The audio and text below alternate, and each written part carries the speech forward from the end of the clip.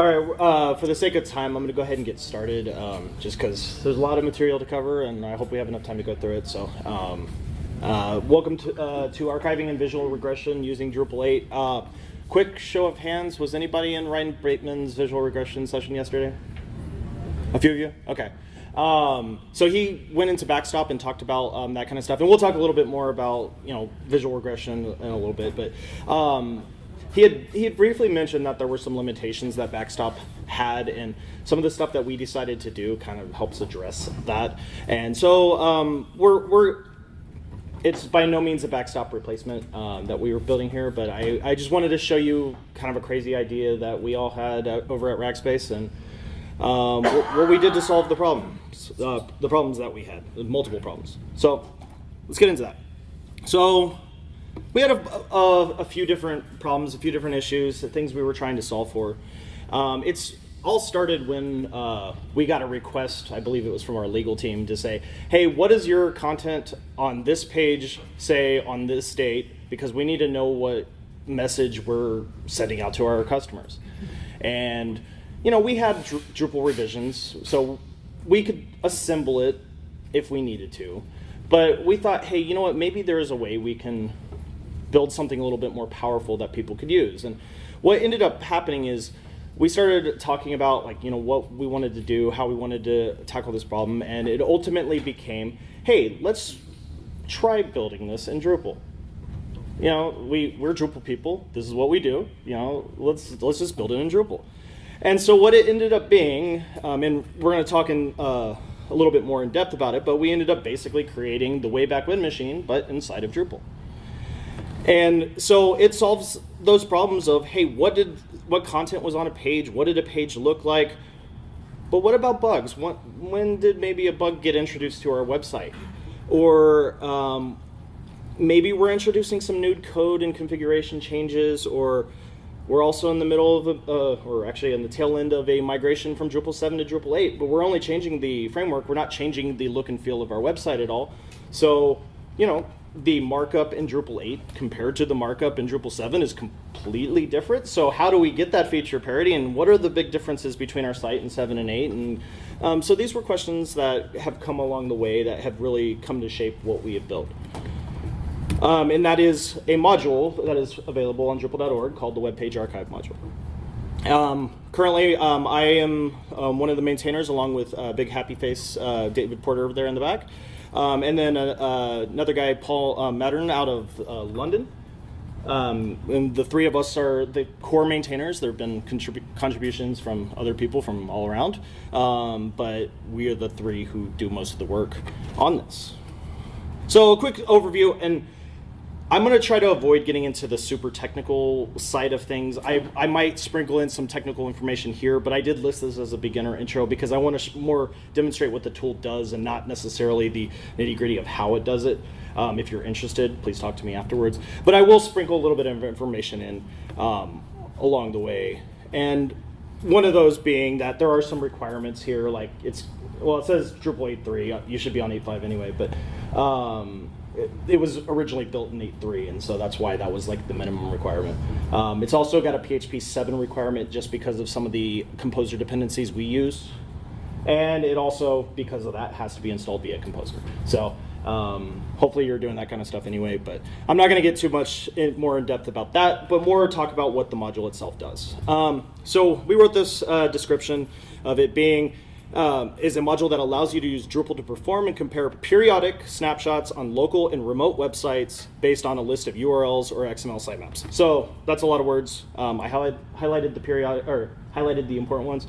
Periodic, meaning we can schedule this to run on a daily basis. We can schedule it to run on a weekly basis, whatever. And that's handled through just, if you're familiar with cron tab, that's how we handle the scheduling.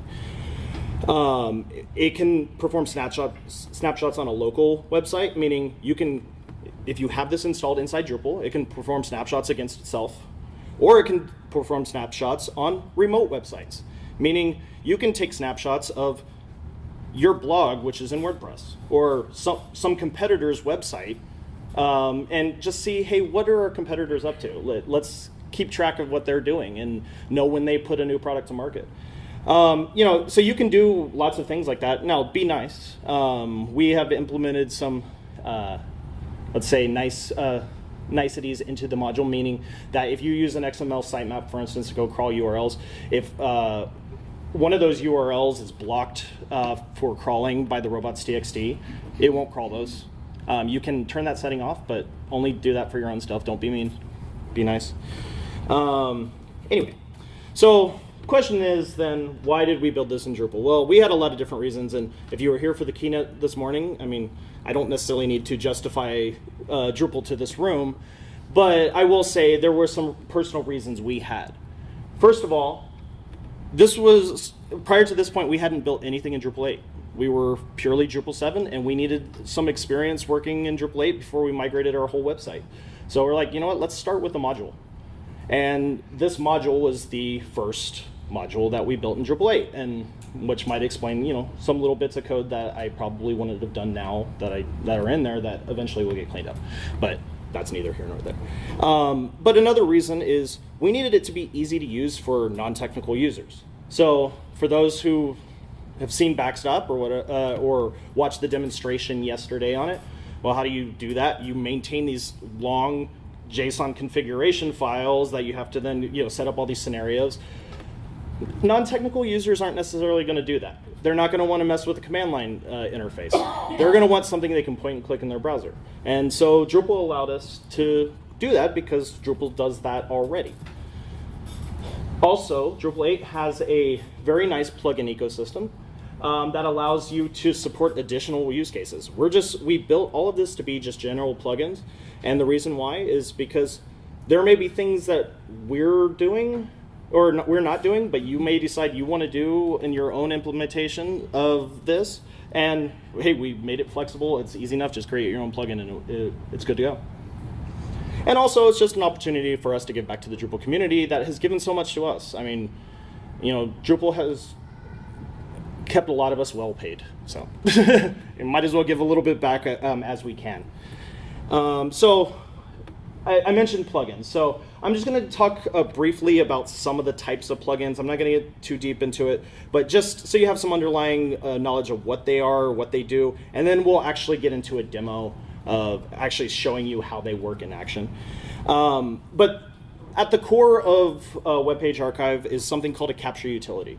And what it is what the name suggests. It's a utility that's responsible for just going and capturing something. So a capture utility is just a generic plugin type that uses annotation-based discovery for those who've built them before, and it's configurable per instance. And what that means for the rest of us is we have something like the screenshot capture utility, which allows us to go take a URL and go capture a screenshot. And how does it work? Well, it uses headless Chrome or Phantom.js if you so desire. When we originally built it, we were using Phantom, but then some cool tools came out to integrate with headless Chrome called Puppeteer. And so we've recently switched to that, but it actually technically supports both right now. And you can capture a URL at different widths. So you can capture screenshots of a mobile site versus a desktop versus tablets, however you so decide. And it lives in its own submodule called the WPA screenshot capture submodule. So inside the main module, you have to go enable this submodule because not everybody needs everything, and we just made it all optional. And here's some examples. Now, don't worry about exactly what you see in here, but I mean, this should look familiar to you. This is the beloved Drupal.org. And you see I captured a few different pages. We got the home page, we got the about page, the build page. This last one right here is actually the project page for Web Page Archive. Once again, don't worry too much about what's in the screenshot. We'll show some bigger versions later with a little bit more detail. But that's just an example of some screenshots that came directly out of this out of Web Page Archive. But capturing is not all about screenshots per se. I told you we have this generic plugin facility. We can also capture just raw HTML. And where this comes into play is, hey, maybe my website has a bug in it now, and it didn't have this bug 2 days ago. What changed on that page? Well, I can go capture the raw HTML on that page and I can go look and see what it is. And you've all seen HTML before, but this is how it would kind of get rendered inside a web page archive. Once again, I'll show you some better examples moving forward, but this just gives you a screenshot of, hey, here's the drupal.org/about page. Here's some HTML that's on that page. Here's what's currently in there. And you can scroll up or down. There's not a scroll bar on the screenshot, but you can scroll up or down in there and see like the full page. And so yeah, right now we can capture HTML, we can capture screenshots, and we can also capture nothing. That might seem a little interesting, but we have another capture utility called the skeleton capture utility. And really what it is it's more of a prototype of how someone else would go build a capture utility. So if you have any interest in building something, here's your starting point. This is just a bare bones example that you can then copy and then just do your own thing. It's also useful for testing the infrastructure and the functionality around the job running as well. So if we're trying to optimize the performance of the actual test runs themselves, not what we're capturing, but just the framework, you can use it for that kind of stuff as well. There's also another capture utility, just as a quick plug. It's not really related to this talk, but I'll just tell you what it is. There's another module that we maintain that's currently in experimental status called the performance budget module. It's a performance monitoring module. But what it does is it actually goes and it will run nightly API calls on webpagetest.org, and it will go capture performance metrics against our website. So we can capture on a nightly basis how fast or how quickly our page is loading. And then over time, we'll be able to take that data and assemble graphs or things like that. We don't actually display this data visually right now. We can capture it. We're not doing anything with it. But over time, we'll build this out. Or if you have any interest in helping build it out, performance budget module. All right, so interesting. I don't know why those are all, the caps on the title got weird like that, but we had some other proposed use cases for this kind of stuff as well. One of them is configurations. Someone goes and changes something in the database, and maybe it hasn't gotten exported as part of the configuration management system. Well, we could potentially grab all of that unstaged config and store it into a snapshot and just keep a record of those changes over time. Another one would be the rendered DOM captured utility. And so this is kind of an extension of the HTML capturing, but instead of just capturing the entire HTML response, you could potentially wait for JavaScript events to load or pass something in and say, hey, you know what, I only want to capture this bit of HTML by plugging in some jQuery that would go strip the rest of the code out or something like that.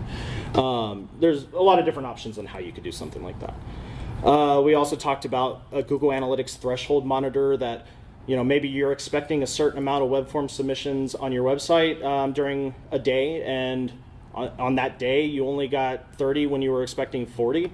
Well, we could set that up as an alert system where it integrates directly into Slack and just tells you, hey, chats are down or web form submissions are down. Go take a look at this. And you can get some semi-real-time Google Analytics tracking in tandem, well, obviously with Google Analytics, but inside of this Drupal ecosystem. Then we could then display however we want to display it. Also, potentially, you could do some security scans against your website, set those up as well. We haven't got too deep into that, but it was just some ideas we were tossing around. All right, the last real technical thing we'll talk about before we actually show a quick demo of what this is the actual capture entities themselves. So for those of you familiar with Drupal, there are things called entities inside Drupal. There's different types. The two main types are config and content entities. Content entities contain content. Configuration entities contain configuration and settings. And so we use both. We have what we call the web page archive entity, which is a configuration entity that just contains the setting for unique jobs. And then we have these web page archive run entities, which is the actual content that is getting captured when these capture utilities run. And we make use of Drupal's revisioning system. So Drupal currently has the ability to have multiple versions of the same content node. Well, we make use of Drupal's revisioning system. So if I capture the URL today and I capture that same URL tomorrow, we can store each iteration as just a new revision on that content node. And that opens up a lot of good possibilities, which we'll get into in a little bit. So here's what we might see configuring a capture job. So this is, apologize if those screenshots are a little small. We'll get in the actual browser here in a little bit, and we can check some of these things out. But you'll see there's not a whole lot of settings for these things. Up here, we titled it Drupal.org. We set this job to run automatically. It uses cron tab. Once again, if you're familiar with cron tab, it's great. If not, it's for scheduling. If you go to crontab.guru in your browser, you actually can learn a bit about it. It's a pretty cool tool. We can set a timeout to how long we want to wait in between individual captures. So if I'm capturing 100 URLs, but I don't want to hammer a server, I can say, hey, wait half a second between each capture, so it's just not like pegging the server after request after request after request. Additionally, you can specify which kind of capture type you want. So right there, the option is URL, but there's another option, which is XML sitemap. We use this for our site because our site is constantly growing, constantly shrinking. Our sitemap one day may be 940 pages, and the next day 960, and we don't want to necessarily manually curate this list of which URLs we want to capture, so we use our XML sitemap to kind of help grow and shrink these captures as we go. Additionally, you'll see there's that drop-down box to honor robots.txt restrictions. You can turn it off, but once again, be nice. You can spoof a browser agent. We use WPA, but you could set it up to be Chrome. You could set it up to be whatever you want. Now, granted, the browser itself is probably going to be Chrome, so maybe there's something to be said about that. We use WPA because we use it to prevent things like A/B tests from showing us mixed results from one day to the next. And then there's just a text box here of a list of URLs you want to capture. So in this job, you'll see I actually just plugged in 5 different Drupal.org URLs. But once again, you could plug in a sitemap URL there instead, and it will, if that option is selected above, and it will go crawl sitemap. And then just down here at the bottom, you'll see we have just which capture utility we want to use with this job. And so you'll see I've set up that I want a screenshot capture utility. I want to use Headless Chrome as my browser. I want it to capture at 1280 pixels, save the result as a PNG file, and also there's a delay here of 500 milliseconds. Now, I want to disambiguate that from this right here, where this is the timeout between each individual request. This delay is once the request has started, how long do you wait before you take a snapshot? And the reason you might do something like that is if you have something that you're waiting to load on your page. Maybe you have a chat slider that it takes 3/4 of a second or like a half a second or something to load, and you want to make sure it's just always in there, always in the same consistent spot. Maybe you add a little bit of a delay before you do that capture. And for those of you who saw the Backstop talk yesterday or are familiar with Backstop, there is a similar feature like that in Backstop as well. All right, and then viewing the capture results. So this is kind of what you would see in the UI in Drupal. So over there on the left, this is an overview of some screenshots that were captured. And then when you click on them, it actually opens a modal that you can then scroll a much larger version of it to see what that page looked like. On the right-hand side over here, this is a similar example, but instead of it being the screenshot, it's the HTML. And so, yeah, you can see what the HTML looks like on that particular page. So that's where, if you were to go download version 1.0 right now, those are the features you would get. And quick overview of what all 1.0 has. It can reliably capture screenshots in HTML.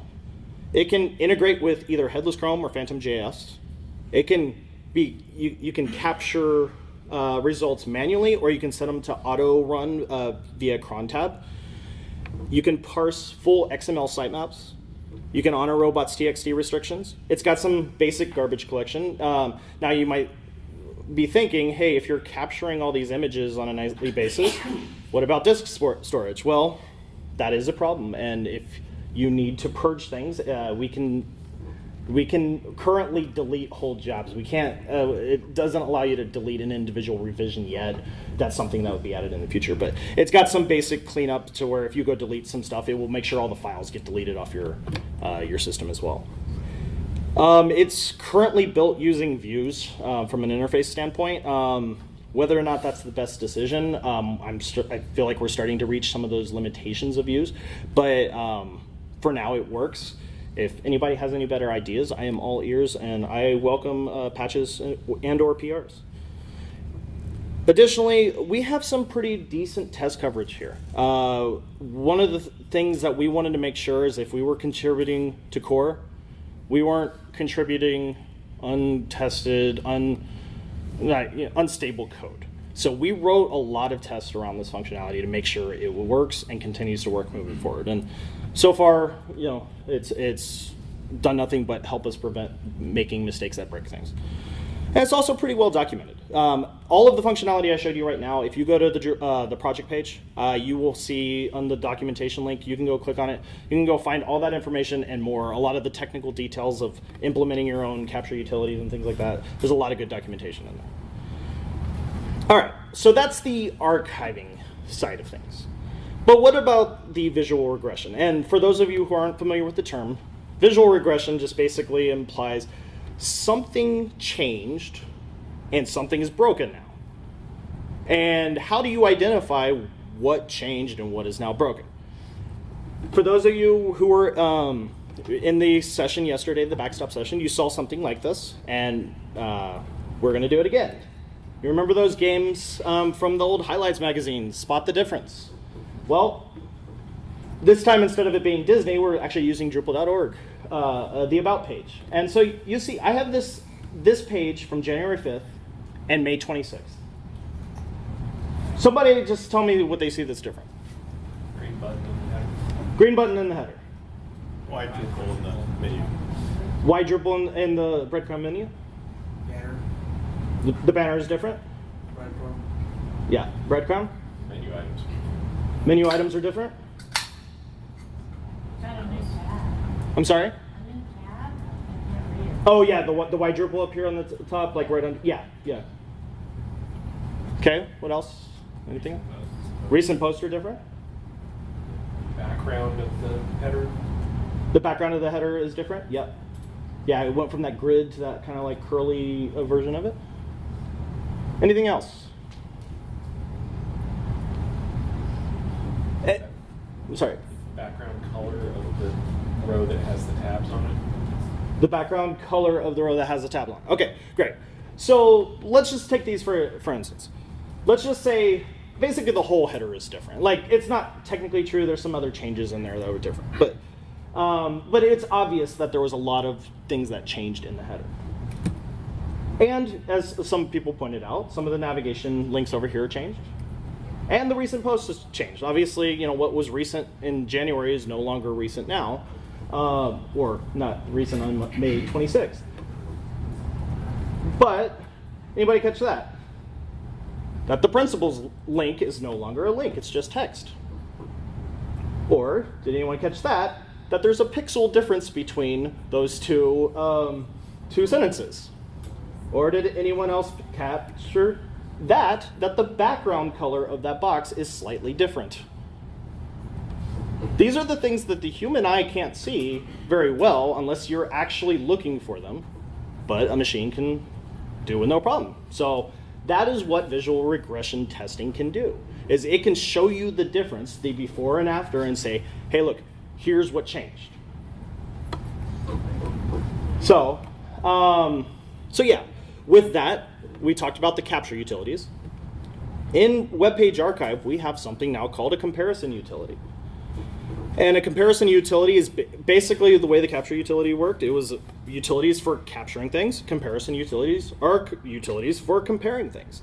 They can be used to compare within the same website, but they can also be used to compare across environments or across domains.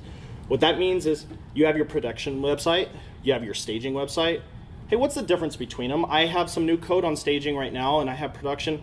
What are the differences between them? Well, you can use Web Page Archive to capture production, capture staging, and just inside Drupal go configure that job to go run a comparison between those two captures. It's not a fast process depending on how many URLs you're capturing. We're working on optimizing some of those things. But it's definitely doable. It can definitely help you before you do a major release on your next version of your website. All results are stored as what we're calling these comparison response entities. Once again, that's technical detail. We'll get into that later. Or we'll get into it if you want to talk about it later after the session. But here is something we can do now. We have this compare screenshot before and after utility that you see we have this little bar here with an arrow going each direction. That's a slider that you can click and drag left and right and say, hey, here was the before and here is the after. Well, you can see it in places like here. You know, we got the green button here, but it wasn't over there. We got the different background color here, the different background color here, and then the menu link here. There's obviously they shifted the order a little bit about the links over here. And then, so there's that one. That one is currently in the latest version of the dev branch. So this is all the stuff you're seeing now is not in 1.0. It's currently in the dev branch. We're working on getting into 1.1, but we have a few more issues to get in. Here's one of those issues, a heat map. So where before we were looking at and comparing, you know, before and after with like a jQuery or a JavaScript slider that, you know, is interactive. Well, what if you just want a quick overview without having to go manually do the before and after on each one? Well, we're going to get heat mapping in here. It's a very crude version of it, but the idea is basically anything's different is this bright red color, and it will become obvious. So using that example from earlier, you'll see the reason why this is red is because this is all shifted by 1 pixel. That's how I discovered it was shifted by 1 pixel, not because my eye was good at seeing it, but because the tool saw it. How I discovered that the background color had subtly changed was because now this is a big bright red, and I was like, and it actually, even after seeing this, it took me a few minutes to figure out what actually changed. I was looking at it, I was like, man, something's got to be wrong here, and then I realized, oh man, they changed it by like just a small amount. I don't know what the actual color is, but it's a very subtle difference. And then, you know, the magnifying glass is shifted over a few pixels and small things like that. All right. We also can compare those HTML snapshots. So you're probably familiar with diffs. If you've seen patches, this is basically what this is, just in a left and right column, where we can say, and granted, this is actually from our website. This is not from Drupal.org, just because I didn't have a good example yet, but I do have one to show you here in a minute. But the before and after is, you know, we can see that these links right here changed. And not only that, the link changed, it tells us exactly what changed in the link. The red part is what changed. So we actually changed from going to /hybrid to /cloud/hybrid. Or instead of it just being web content management, it's solutions web content management. So we can see exactly what changed from an HTML perspective as well. All right, so that's kind of where we're going, what we're trying to get into. That's all part of this 1.1 release plan that we're working through. We do have some issues we still got to work through. One of them is getting that image diff sorted. Another big one is the actual documentation for this comparison stuff. There's no documentation yet because it's still fluid, it's in flight, and we're trying to work through it. But if you want to find out more, that you can go to this node here. Won't do it right now, but this node is available for you to go see what is on the radar, and if there's anything you want to help with, I would love some help. And then there's the future roadmap. So looking a little past 1.1, these are some things we would like to see as well. So once again, there's a node for that, but here are some of the big issues that I see in the not too distant future. I like that sound, that was nice. One of them is what we're calling a variance filter. So if I go back here, let's see, go back here. Well, if I could somehow mathematically express a difference between A and B, then I potentially could filter on that information inside the user interface. Because if I go back over here, well, that's not the best view for it. Hold on, give me a second. Let's actually just go look at a real example. That's the easiest way to find it. If I go grab this guy right here, we could potentially add a variance filter over here that says only show me things that are more than 3% different, or only show me things that are more than 5% different. That is, if we're able to find a way to mathematically quantify that. And there are ways to do that. Using tools like ImageMagick and things like that, there are facilities to do that kind of thing. Still working through some of those details. But that is something that would be coming pretty soon. Let's see what else is on the list.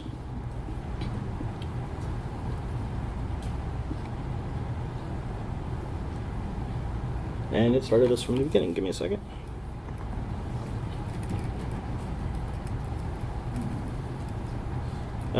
There we go. All right, sorry about that. All right, another thing that we're talking about doing is being able to inject JavaScript into an actual session before we run a capture. So there may be an instance where you want to capture a page, but you also need to do something on that page. Maybe you want to make sure your modals are firing properly.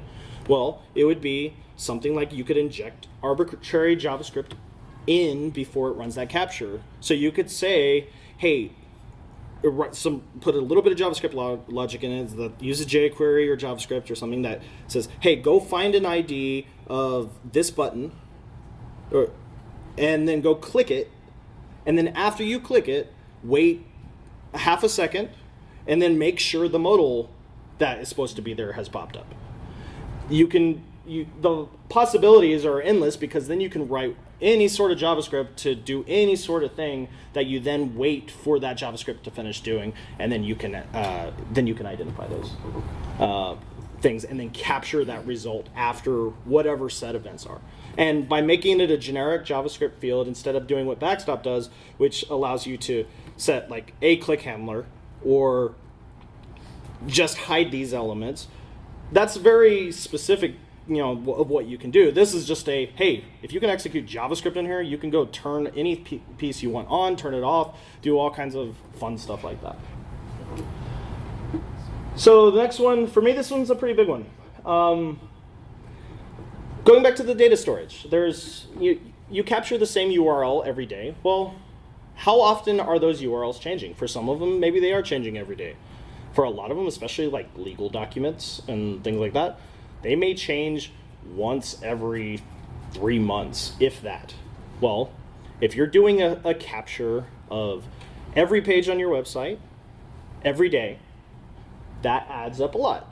Rackspace.com is currently around, I want to say like 940 pages that we are capturing on a nightly basis. What that means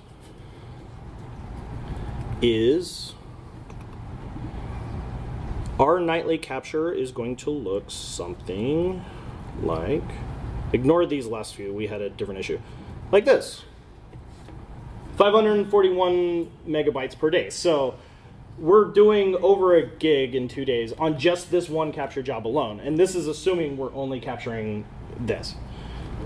You multiply that by, hey, well, we're capturing mobile, we're capturing desktop, we're capturing all this stuff, we're capturing every URL on our site.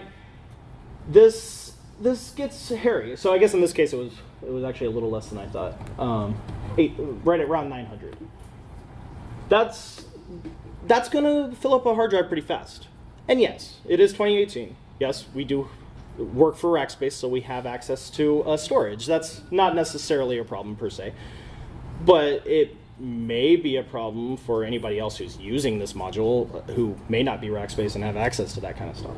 And so we are very aware of that problem. We are aware of that limitation, and it is something that we do have a game plan for. The idea is basically go look for any duplicates, and if it's the same as it was in the previous revision, just delete the new version, the new capture, and just point to the old one.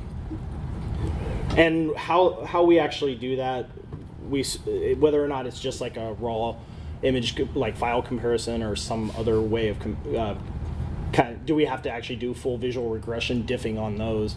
I don't know yet. We still working on those details.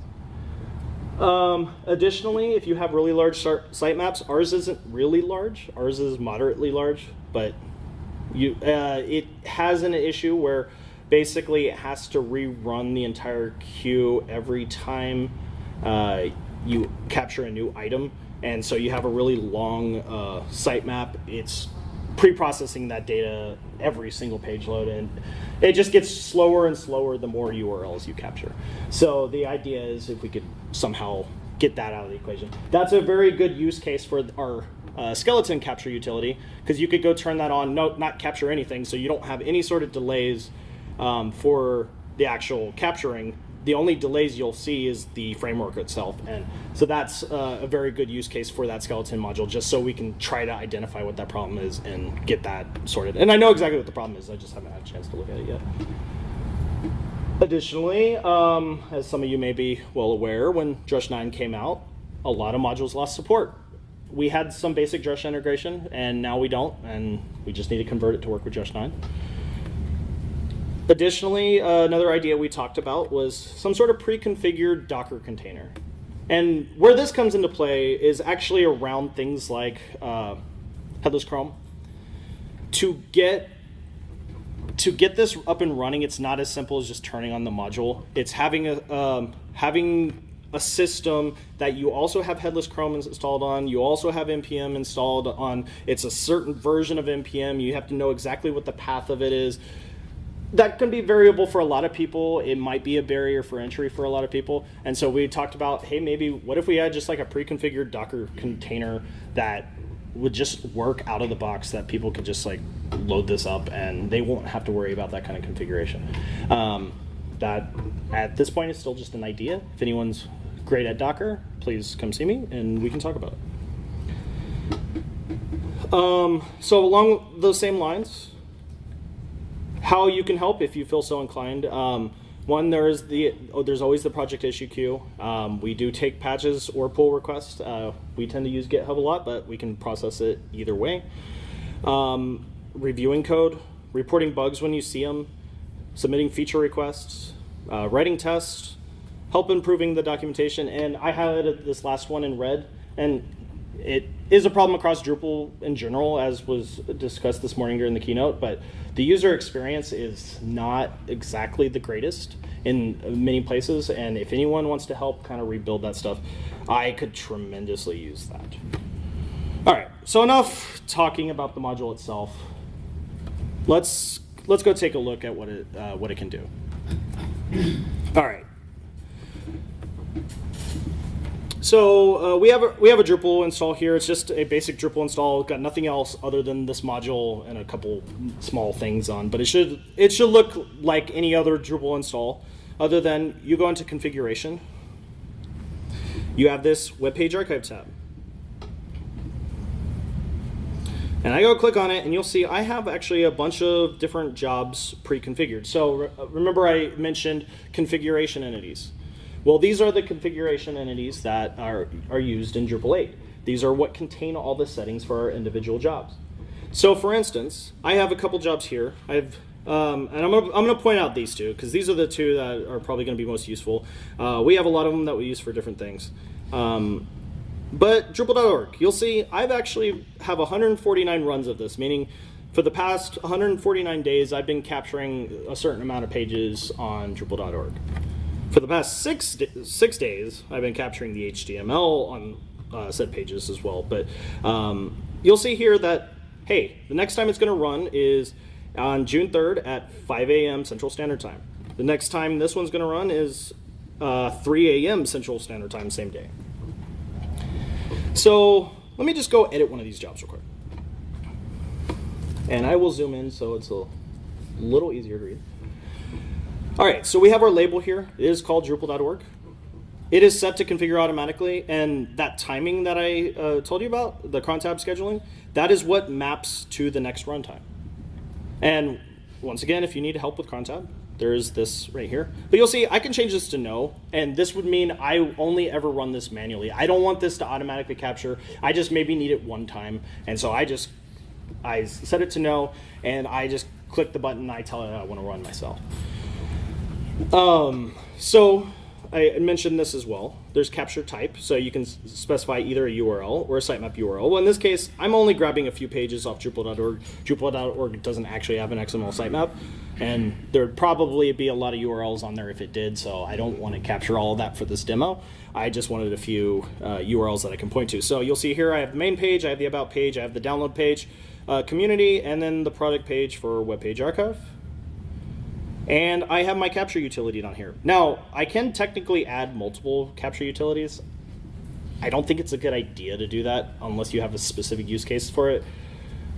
I would stick to one and just create a separate job if you need other settings. Because, like, for instance, if you had your mobile captures in and your desktop captures in here, they're going to have the same URL attached to them, and it's going to get real hairy, like, trying to navigate.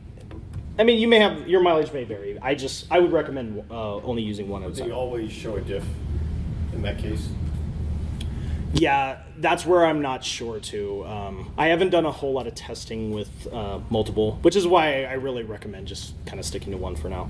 But if you want to experiment and tell me what happens, I will take that as well. So I'm sorry, is that just like a limitation of the module? Like it's just you might be able to.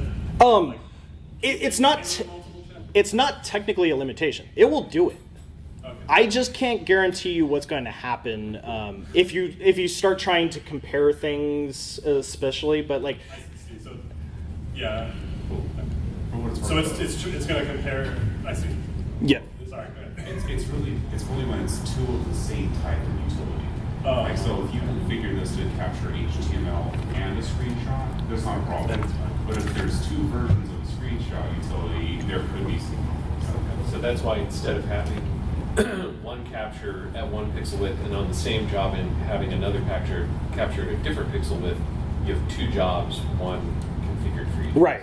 Plus, I think from a user experience, it's just easier. Like if I want to go look at my website in mobile, I don't want to be looking at the noise from the desktop. And then you would have to like build a facility to filter it out, and I just don't want to do that. Like I think it makes more sense to just say, hey, mobile screenshots live here, desktop screenshots live here. Maybe you shouldn't let people do that then. Maybe I'm not going to say that there's not a valid use case for it. I just don't know what it is yet. So, and that could be a valid point. Maybe I'm giving people too much power, and maybe we take some of that away. That's something we can look at in the future.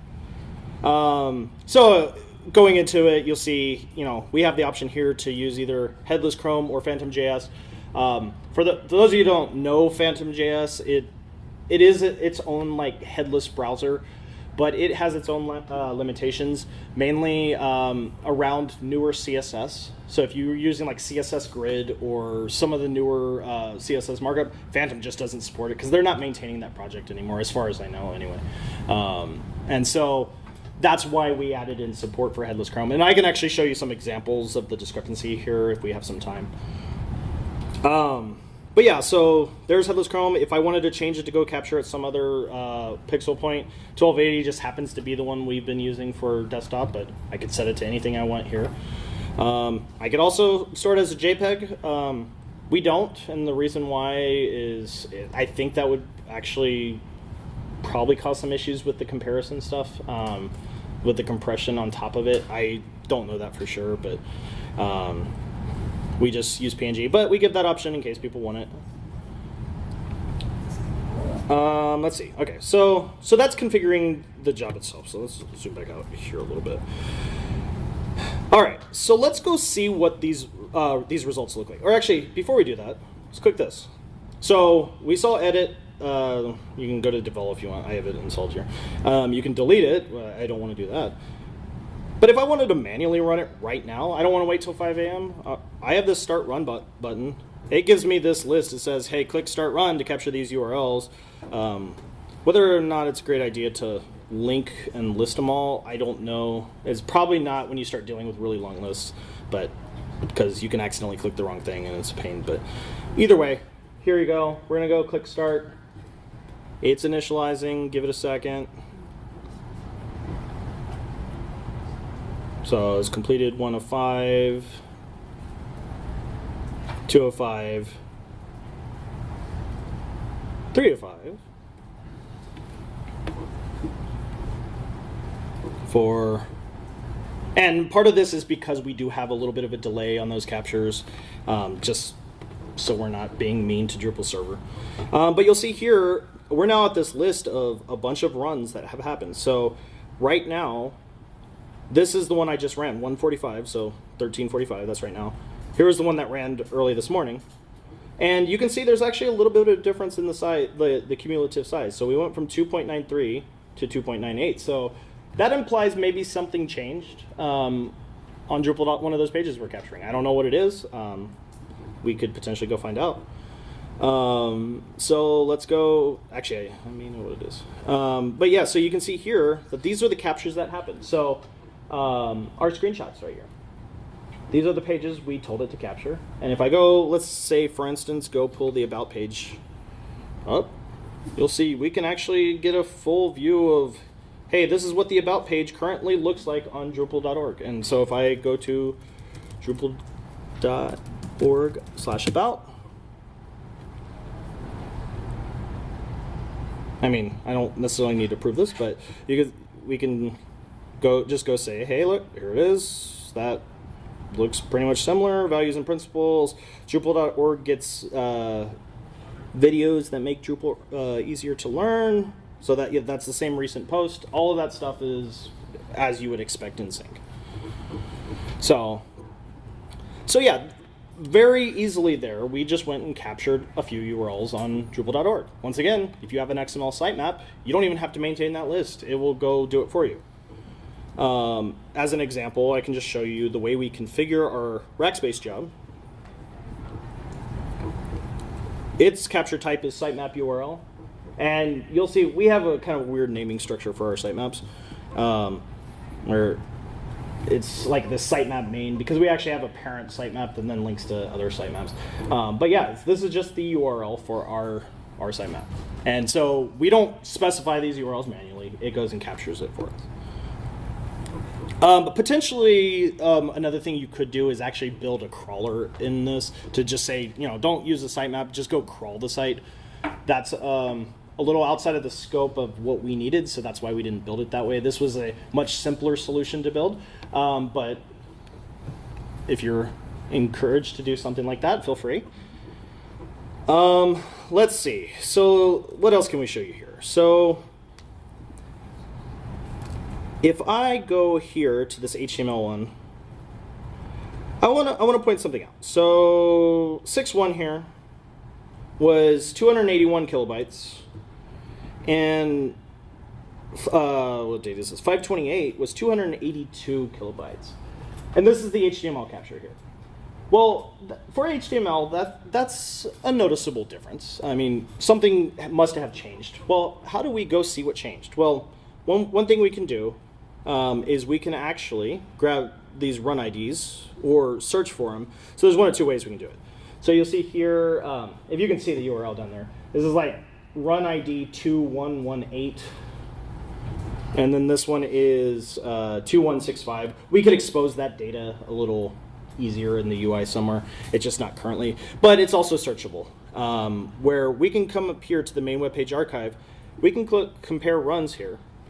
And we can just say Drupal.org, was it slash /HTML, and you'll see it actually has a list of all the dates and their respective run IDs. So if I say I want to take 5/28 as my source, and I want to do Drupal.org HTML, and I want to grab 6.2, so the one that happened this morning, and I just want to compare them, I can just do that. Now I'll come back to this in a second. If I click next here,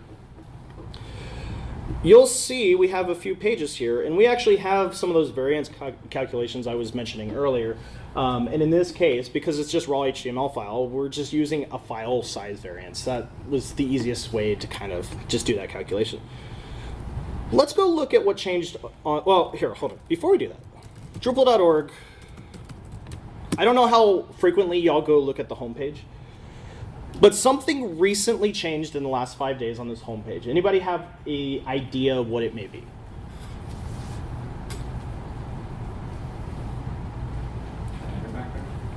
The header background. If you can see it, it's animated a little bit. If you mouse over, we actually have this stop animations thing. This is something that just happened over the last few days. You know how I discovered it is because I did an HTML comparison of Drupal.org, and I looked at to see what was different. And so there's expected things like meta properties, that kind of stuff you'd expect. But this was really interesting. There's this SVG before, and now we've got a div with a canvas ID, and it's got, well, actually an HTML issue that they fixed since this capture was done. But we've got an HTML5 canvas where we had an SVG before. And that is that animation we're seeing. So I don't know if they even announced they were doing it. I certainly didn't see any announcements that they were animating the background. So I discovered this because I was just doing a test for this demonstration. And I was like, hey, look, that's actually a great example of how this HTML diff can work. Now, go do that on your own website and just say, hey, you know what did my website look like, or what was the markup 6 weeks ago versus today? I'm just curious what changed. And we have examples of that. So if I go back in here and I go into, so compare runs is where you would go if you wanted to do a new comparison. Previous run comparisons is actually where all the previous runs are stored. So you'll see we have a lot of them. See if I can find a good one.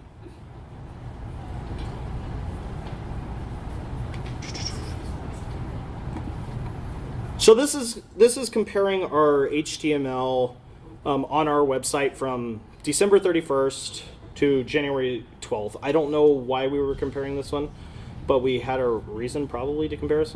Maybe we changed our banners, was something like that.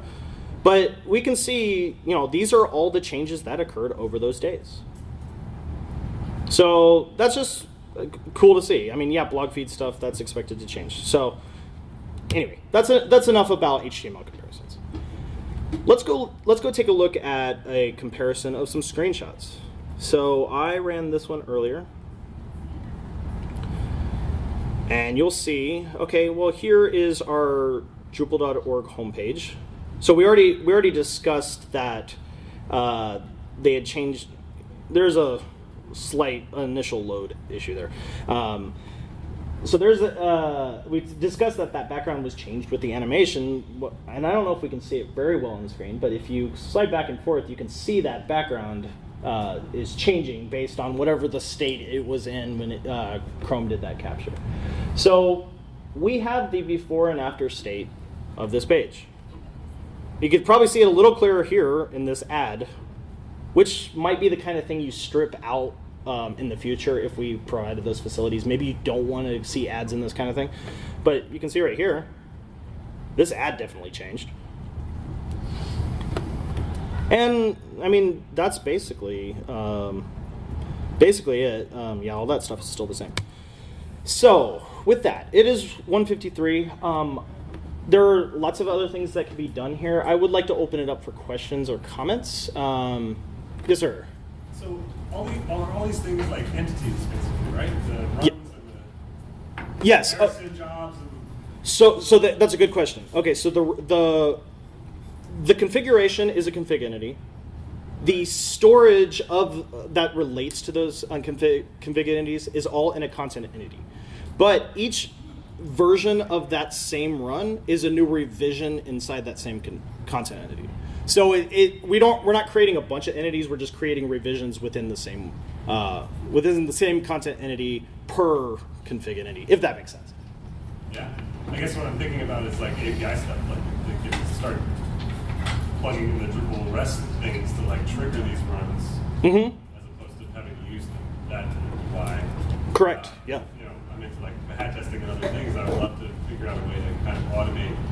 this as like a Sure. screenshot engine with tests running potentially somewhere else, but like. Right. Well, and so that's also a good point too. So we actually have this install of Web Page Archive. We have it like it's only accessible when you're inside our VPN and things like that. But it lives on its own. It does not live inside our website. So we have this kind of in its own separate isolated case. So it's really much an outside looking in type thing. But imagine too, we get the Drush stuff sorted out. You could set up Drush aliases to point and go look at that server that is your source. You could just say, hey, go capture this set of URLs in a CI job. So it could be part of your CI process. You open a pull request, it automatically goes and does the capture, does the comparison against production inside your PR CI environment. There are cool possibilities for things like that we haven't got to yet just because of time, but yeah. Any other questions? No? Okay. Okay. Yes, sir.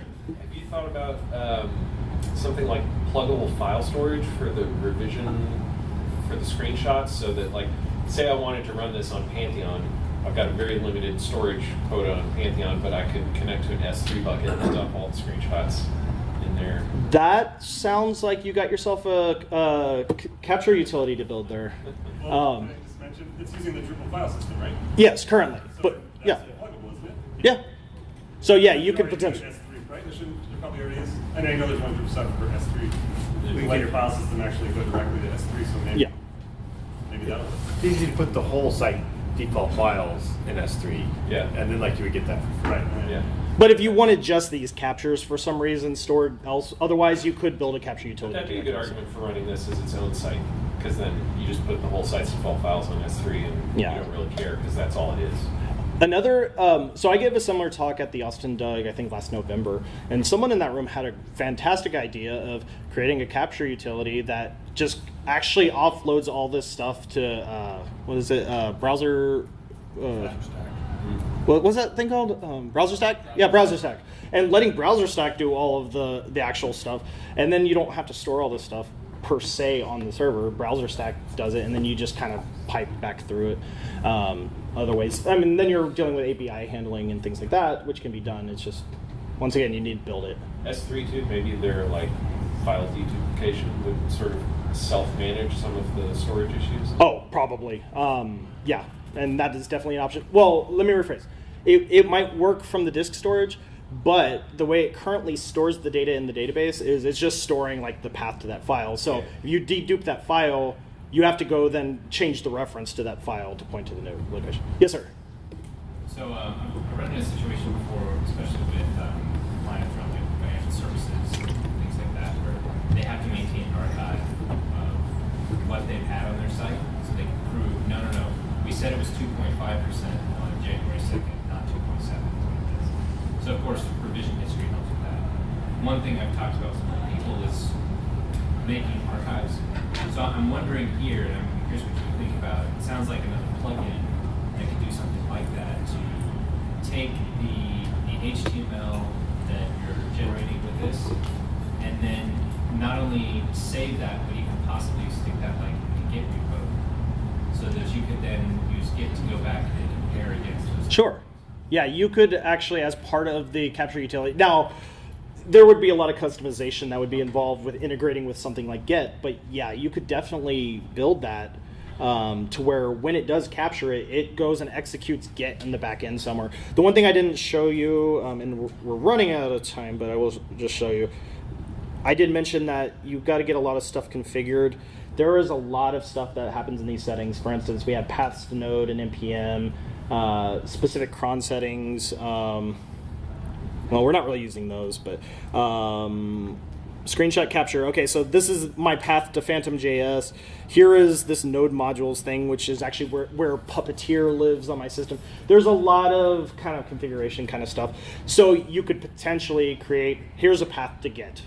And it may be inject in there. Here's the SSH key that we need to use to then go push into that repo or that kind of thing. So quick follow-up. Do you think it would be difficult to discounting Git, because that's like another thing, but to actually run this on particular as part of ProTwins when it updates. Oh, I'm sorry, what was that last part? So like when I create or update, have a hook that calls this to run it on that page at that time. Potentially, yeah. If you use maybe some sort of like event subscriber or something like that, you could potentially trigger that. I haven't really researched that too much, but I think you could definitely build something like that if that's what you wanted to do. Cool. Let's just set the REST API thing. No, exactly, yeah, exactly. And then on my side over here, I just do the hook that calls the API over to there, and then comes over and calls it. Here's the job. Very cool. Any last minute comments, questions? Yes, sir. Yeah, you noted that it has some kind of basic cleanup utilities. Is there some kind of built-in way of managing the build-up of massive systems? Unfortunately, well, okay, yes and no.